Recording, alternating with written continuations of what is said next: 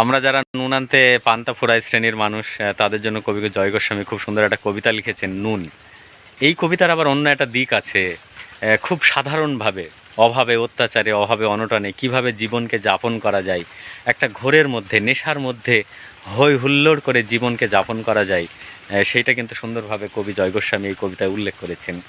কবিতা নুন। আমরা তো অল্পে খুশি, কি হবে দুঃখ করে। আমরা তো অল্পে খুশি, কি হবে দুঃখ করে। আমাদের দিন চলে যায় সাধারণ ভাত কাপড়ে। চলে যায় দিন আমাদের অসুখে ধার দেনাতে। বাপ বেটা দুভাই মিলে টান দিই গঞ্জিকাতে। সব দিন হয় না বাজার, সব দিন হয় না বাজার, হলে হয় মাত্রা ছাড়া। বাড়িতে ফেরার পথে কিনে আনি গোলাপ চারা।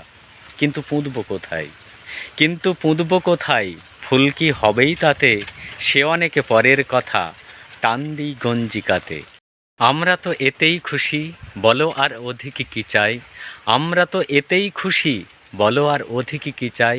হেসে খেলে কষ্ট করে আমাদের দিন চলে যায়। মাঝে মাঝে চলেও না দিন, বাড়ি ফিরি দুপুরে রাতে। মাঝে মাঝে চলেও না দিন, বাড়ি ফিরি দুপুরে রাতে। খেতে বসে রাগ চড়ে যায়, নুন নেই ঠান্ডা ভাতে।